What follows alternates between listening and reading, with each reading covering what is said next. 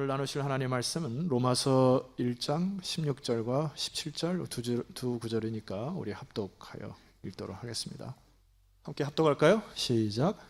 내가 복음을 부끄러워하지 아니하노니 이 복음은 모든 믿는 자에게 구원을 주시는 하나님의 능력이 됨이니라. 먼저는 유대인에게요 그리고 헬라인에게로다. 복음에는 하나님의 의가 나타나서 믿음으로 믿음에 이르게 하나니 기록된 바 오직 의는 믿음으로 말미암아 살리라함과 같으니라. 아멘. 우리가 사용하는 말 중에 눈이 보배라고 하는 말이 있습니다. 눈이 그만큼 중요하다는 이야기인데 우리 심청전에서 보면은 또 안 못 보는 아버지를 향하여서 인당수에다 몸을 던지는 것처럼 눈의 이 보배라고 하는 것들이 우리의 마음속에 자리 잡고 있어요. 제가 요즘에 꿈을 자주 꾸는데 왠지 모르겠어요. 어제는 또 인당수가 내 눈앞에 보여가지고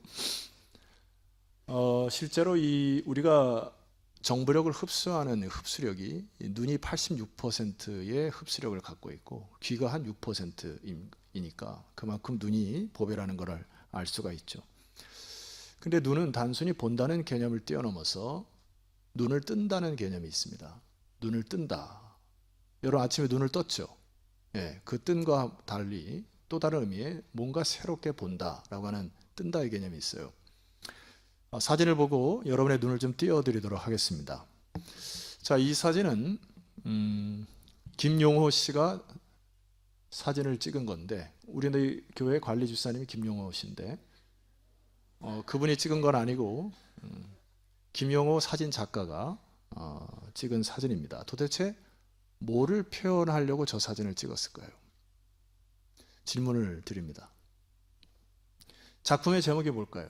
제가 뭐 몇 가지를 좀 적어봤는데 사랑? 연합? 핸즈크림 광고? 손이 예뻐서? 뭐 다양한 어떤 그 표현이 있을 텐데 이거를 본 한 기자가 글을 썼어요. 아마 점점 눈이 띄어질 겁니다. 읽어볼게요. 저 사진을 보면서 따라오시면 됩니다. 손등을 위로 하고 꾹 맞잡은 한 사람의 두 손. 짧게 깎은 손톱이 보입니까? 짧게 깎은 게? 네, 저도 손톱을 좀 짧게 깎는 스타일인데 유난히 돋보이는 10개의 손가락. 평범해 보이는 손 사진이지만 이 손의 주인을 알고 나면 사진은 다르게 보입니다. 피아니스트 조성진의 손이기 때문입니다. 단지 그가 최정상급 예술가라는 안팎의 권위 때문만은 아니고 저 평범한 피부 안쪽 혈관과 신경에 무수한 거장의 선율과 수천만 번의 고통이 강물처럼 흘러갔음을 감각하게 되기 때문입니다. 가만하게 정지해 있더라도 10개의 가는 손가락은 허공의 건반을 건드리며 춤을 추고 있습니다. 그렇게 보입니까? 좀 전에 평범한 손가락을 보았을 때 피아니스트의 손가락이라 보니까 작품이 좀 달리 보여요. 그렇죠? 그런데 제가 여러분의 눈을 더 띄워드리도록 하겠습니다. 조성진 씨가 제가 녹턴이라는 그걸 참 좋아해요. 쇼팽의 녹턴의 음악을 참 좋아하는데 거기 구악장에 제가 일부를 여러분에게 저 손가락을 보여드린 채로 음악을 한번 들려드리도록 하겠습니다. 저 손가락이 춤을 추는지 한번 보십시다.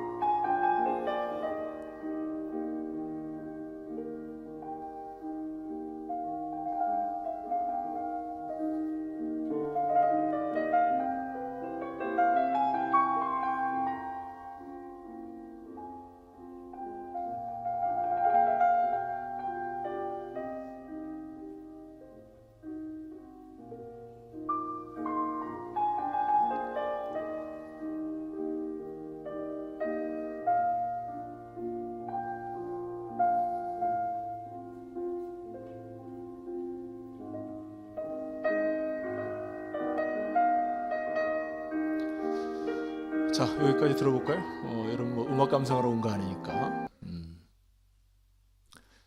좀 눈에 띄죠.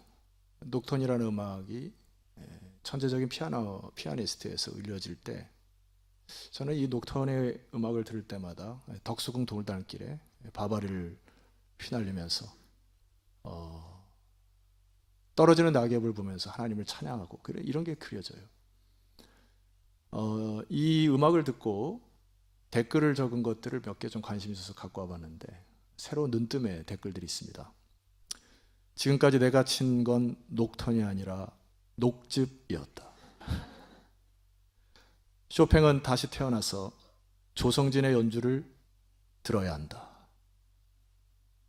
세 번째 댓글이에요. 속이 문드러지는 중인데 위로가 되네요. 세상엔 이리 아름다운 것도 있구나. 다시 살아야 되겠구나. 사랑해요. 라는 댓글이 있습니다. 단순히 음악을 들을 때와 음악에 눈을 뜰 때 사람의 심령이 바뀌는 것을 볼 수 있습니다. 그런데 성경은 예수님께서 또 다른 눈뜸의 차원에 대해서 얘기를 해요. 예수님이 이 눈으로 보아야 할 것들이 단순히 우리가 눈을 떴다라고 하는 것과 달리 보는 각도의 영적인 눈뜸에 대해서 얘기한단 말이에요. 자, 누가복음 11장 34절 말씀을 우리 함께 봉독하면 좋겠습니다. 시작. 내 몸의 등불은 눈이라. 내 눈이 성하면 온몸이 밝을 것이요 만일 나쁘면 내 몸도 어두우리라. 이거를 쉽게 풀어 쓴 성경을 제가 읽어드리면 계속해서 강조하는 단어가 있어요. 들어보세요. 네가 경의와 믿음으로 눈을 뭐하면 크게 뜨면은 내 몸은 빛으로 가득해지는데, 반대로 네가 인생의 탐욕과 불신으로 곁눈질하고 살면은 내 몸은 무엇이 된다고요? 음습한 지하실이 된다. 저는 지하실에 살아봐서 알아요. 반지에서 오랫동안 살아봐서 압니다. 지하실에서 곰팡이 냄새부터 시작해서 빛이 들어오지 않았기 때문에 몸이 항상 꿉꿉하고 마음이 우울해지고 그렇게 살아왔었어요. 빛이 들어오지 않으니까, 영적으로 새로 눈을 뜨지 못하니까 그의 인생 자체가 음습한 지하실이 된다. 뭔가 축축하고 힘이 없고.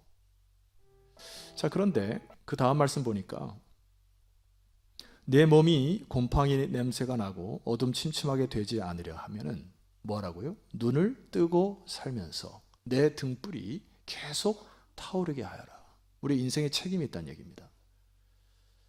빛이 가장 잘 드는 내 방처럼 내 삶에도 늘 빛이 잘 들게 하여라.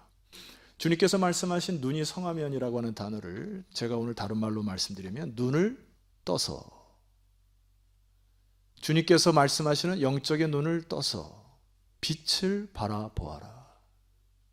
이 빛을 바라보지 못하면 인생의 최대의 저주의 인생을 살게 됩니다. 제가 이것을 복음의 눈을 뜨다라고 할 수 있는데, 오늘 로마서라고 하는 책은 사도 바울이 쓴 책으로서 복음의 눈을 뜬 채로 복음의 정수를 말하는 말씀이에요. 자, 우리 16절을 함께 읽어보도록 하겠습니다. 16절입니다. 시작. 내가 복음을 부끄러워하지 아니하노니 이 복음을 모든 믿는 자에게 구원을 주시는 하나님의 능력이 됨이라. 예, 몇 가지 단어만 말씀을 좀 드려봐야 되겠어요. 첫 번째, 복음이라는 게 뭡니까? 여러분, 복음, 복된 소리 다 아는데 진정한 복음을 많은 사람들이 몰라요. 이때 당시 썼던 이 복음이라는 단어는 헬라어의 유앙겔리온이라는 단어인데 영어로 번역하면 good news라고 하는 단어입니다. good news, 이게 전쟁 용어, 군사 용어인데 로마가 많은 나라를 짓밟고 나서 승리의 소식을 전하면은 빵빠레를 울리면은 개선 장군들이 개선문으로 들어올 때 good news 하면서 막 선포를 합니다. 복된 소리입니다 하고 이제 개선 장군을 맞이해요. 그래서 밤새도록 춤추고 먹고 막 파티를 벌이는, 그때 쓰는 단어 굿뉴스라고 하는, 전쟁에서 승리했다. 여러분, 그런데 두 가지를 생각해 볼 이유가 있습니다. 첫 번째, 진정한 승리였을까? 다른 나라에 가서 무수히 짓밟고 인권을 유린을 하고 살인을 하고 돌아와서 피비린내 나는 전쟁을 통해서 우리나라가 이겼다라고 하는 그것이 진정한 승리의 소식입니까? 병사들과 장군들은 어땠을까요? 여러분, 전쟁 속에서 피비린내 나는 서로 칼로 죽이고 했던 트라우마가 평생 잊혀지지 않을 트라우마를 가지고 인생을 사는 거예요. 그런데 오늘은 어떻게든 살았지만은 왕의 명령에 의하여 다음 달이나 또 그 다음 달에 또 출정을 해야 하는, 그러니까 겉으로 보면은 승리를 쟁취했지만 나는 언제 죽을지 모른다고 하는 두려움과 위험 속에서 인생을 살아가지 않았을까? 많은 사람들이 복음이라는 단어 자체를 헛되이 알고 있었던 시대가 예수님이 살았던 그 시대입니다. 그런데 사도 바울이 이 복음, 굿뉴스, 유앙겔리온이라는 단어를 사용하셔서 우리 시대에게 새로운 메시지를 주는 게 뭐죠? 주라고 하는 단어는 화면을 보시게 되면은 어느 영어 성경에 보니까 챔피언이라는 단어로 번역을 해놨다고요. 맞죠? 우리 주님이 진정한 승리자이시다. 그 승리자가 주는 구원을 맛봐야 한다. 이 복음에 따라오는 능력이라고 하는 것은 하나님의 능력을 믿고 따라올 때 진정한 승리를 얻을 것이다. 이 메시지거든요. 여러분, 하나님의 능력과 인간의 능력은 차원이 다릅니다. 제가 한 가지 예를 들어 볼게요.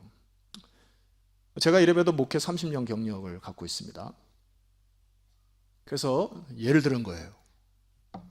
제가 여기 이제 카드를, 제 신분증인데 이 신분증을 오늘 혹시 한두 분이 빌려 가셔가지고 은행에다 가서 얘기를 하게 되면은 제가 신뢰도가 높은 사람이기 때문에 최소 1억에서 10억까지는 대출받을 확률이 높습니다. 별로 안 믿어서 이거는 접어두고, 두 번째 가져온 애장품이 있는데 한라봉 핸드크림인데 제가 어제 밤새도록 두 손을 여기다 해가지고 안수를 했어요. 하나님, 이 크림을 바르면 주름이 사라지게 하옵소서 했어요. 여러분, 이것을 빌려가서 혹시 바르시면 주름이 사라질 확률이 높습니다. 이렇게 믿고 나가면 여러분, 저는 이단이 됩니다. 주변에 수많은 이단들이 이런 방법을 써요. 근데 인간의 능력은 거기서 거기입니다. 여러분, 이거 절대로 주름 펴지지 않아요. 제 신분증 가져간다고 해서 여러분에게 대출 안 줍니다. 사람의 능력은 거기서 거기입니다. 혹시 한두 분이 제 핸드크림을 가져가셔서 목사님, 기도하신 이 핸드크림이 효력이 있습니다 라고 할지 모르지만 제가 초치는 소리 하나 할게요. 우리가 오늘 저녁에 죽는다면 주름 펴지는 게 무슨 소용이에요? 여러분들이 10억을 받아서 대출을 받아서 집을 샀어요. 죽는다면 그것이 무슨 소용입니까? 아무 소용이 없습니다. 진정한 복된 소식은 죽음을 해결해야 되는 거거든요. 김수미 씨가 우리 할머니 같은 느낌이 들어요. 김수미 씨가 죽었는데 우리 국민 어머니이지 않습니까? 어렸을 때 전원일기를 바라보고 자랐던 세대이기 때문에 우리 할머니가 죽은 것 같은 그냥 씁쓸함이 있더라고요. 그래서 기사를 안 보게 되더라고요. 죽음이라는 게 뭐예요? 사라지는 거고, 세상적으로 얘기하면 없어지는 거고, 우리는 한없이 슬픔을 가지고 살 수밖에 없는 인생인데 기쁘지가 않아요. 사랑하는 사람이 죽으면 기쁘지 않습니다. 근데 뭐가 복된 소식입니까? 내가 복음을 부끄러워하지 않으니 이 복음은 모든 믿는 자에게 구원을 주시는 하나님의 능력이다 했습니다. 여기 구원이라고 하는 단어는 죽음을 정복했다는 얘기죠. 그래서 이것을 복된 소식이라 하는 겁니다. 믿습니까? 근데 이거는 인간의 능력이 아니고 하나님의 능력이라 이렇게 얘기하는 겁니다. 하나님의 능력이 뭘까요? 고린도서 15장 1절에 보면 사도 바울이 쓴 책 중에 고린도서 15장에 이렇게 기록되어 있습니다. 제가 읽습니다. 형제들아, 내가 너희에게 전한 복음을 너희에게 알게 하노니, 복음이죠. 이는 너희가 받은 것이다. 그런데 이 복음은 그 가운데 서게 하는 것이다. 여러분, 우리가 어떻게 하나님 앞에 설 수 있어요? 무슨 자격으로? 어제 제가 애들하고 이제 학습셀에 입교를 했는데 애들이 다 인정하더라고요. 자기 태어날 때부터 죄인이라고. 그리고 지금도 죄를 짓고 있다고. 그런데 거룩하신 하나님 앞에 여러분 어떻게 설 수 있습니까? 무슨 자격으로요? 자격증 있습니까? 그런데 사도 바울의 놀라운 복음의 메시지는 뭐냐면은 15장 1절을 다시 읽습니다. 형제들아, 내가 너에게 전한 복음을 너에게 알게 할 것이다. 복음이라는 얘기죠. 굿뉴스입니다. 이는 너희가 받았다. 누구로부터 받았다. 그런데 그 가운데 선다. 서게 하는 것이 하나님의 능력이라는 얘기예요.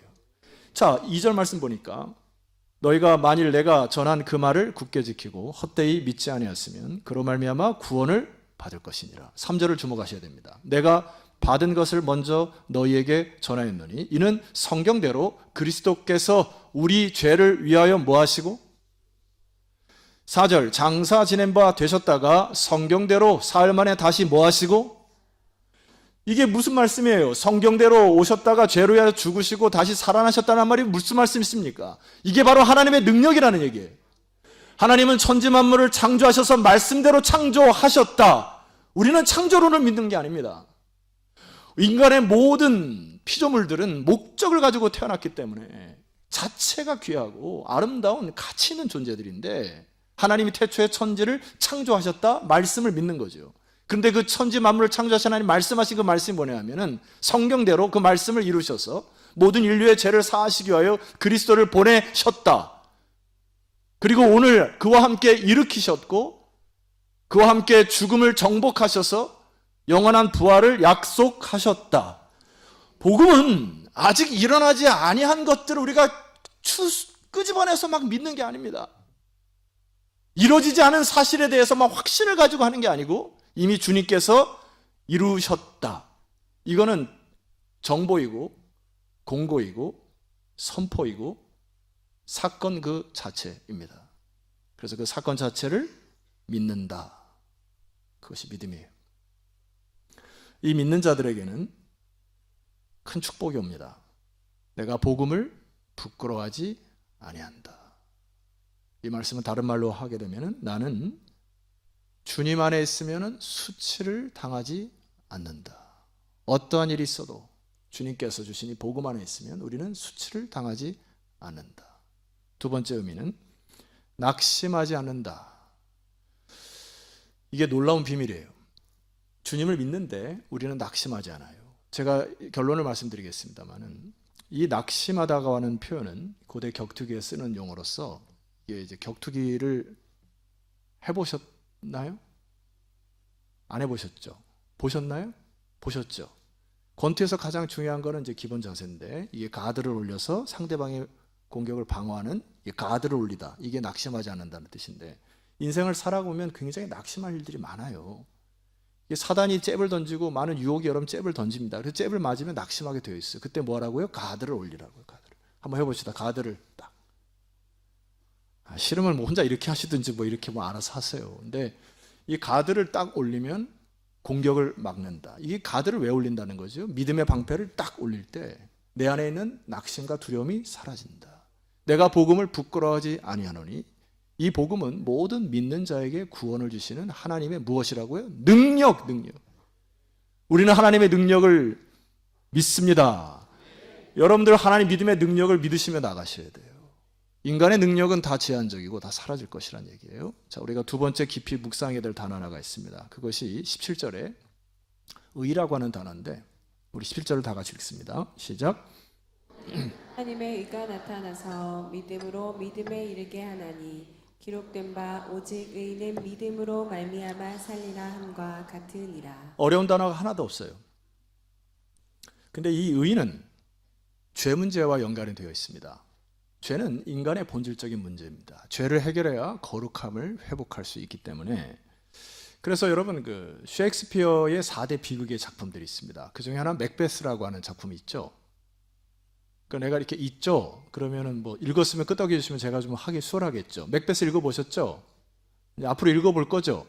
네, 한번 읽어보시면 좋습니다. 이 4대 비극인데 인간의 본성을 자꾸 파고들으니까 셰익스피어가 비극적으로 쓸 수밖에 없다는 얘기인데 그게 죄 문제거든요. 그래서 그 안에 내용에 보게 되면은 뭐가 있냐면은 아라비아 향수를 모두 동원한다 해도 이 손에 묻은 죄를 말끔히 씻을 수 없다라고 독백을 해요. 다시 한번요. 아라비아 향수를 지금 향수가 뭐가 좀 고가입니까?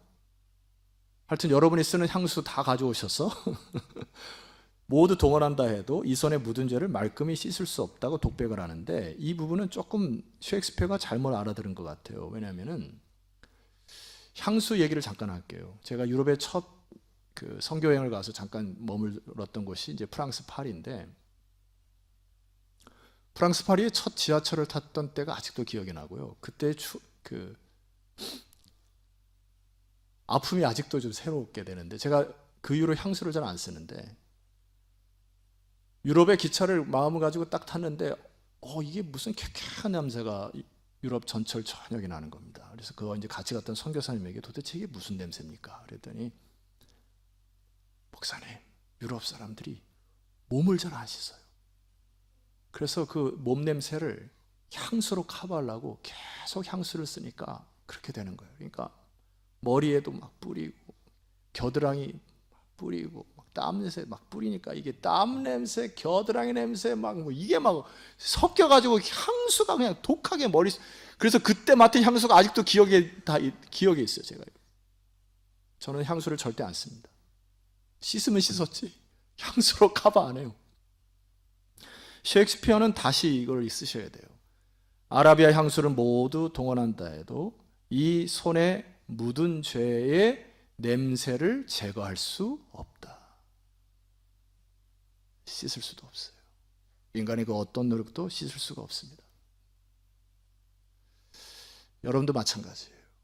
인간의 원죄와 자범죄는 누구에게도 거부할 수 없는, 모든 인류는 죄를 갖고 태어나는 것입니다. 이 문제를 루터가 고뇌를 했거든요.